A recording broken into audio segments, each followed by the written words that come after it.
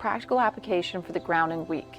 So I hope you learned a lot about the science and you also enjoyed the grounding practices. But now how can we take it further and put it into our everyday life? You know when you're not grounded, you're busy up here, you feel scattered, you're pulled into the collective of what everyone else is feeling and thinking versus how you feel.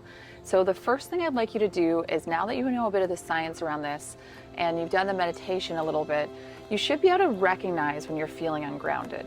I know very clearly when I'm not feeling grounded, and it's not a great feeling. You're way too up here and not here or cemented down. So what I'd like you to do is keep practicing these grounding meditations and see if they make a difference on your state. Next, I'd like you to try the standing one as much as possible and bring it into your everyday life. So before you do a presentation, or even if you're standing at the grocery store and you're feeling stressed and you're busy in your mind, just visualize yourself grounding down, lengthening through the crown, and just slowing your breathing a little bit. I do this all the time before big presentations, and I find the more grounded and center I am, the more likely I am to show up authentically.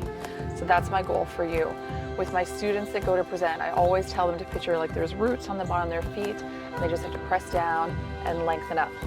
One more small tip that I'm going to ask you to do is to try to get into nature as much as possible. It has a very grounding, balancing effect on the body, and it's one of the easiest ways to kind of get yourself into a nice flow state. So paying attention to the thoughts, practicing the grounding presence throughout the day when you notice that you're ungrounded, throwing into your life when you're standing at a grocery store or you're about to do a presentation or you need to show up authentically, and then walking in nature. Now the one last bit, and this is not a requirement of the course, but it is highly recommended, is there's a TED Talk. It is 20 minutes long. There might be shorter abbreviations on Amy Cuddy, and it's on the power of posture.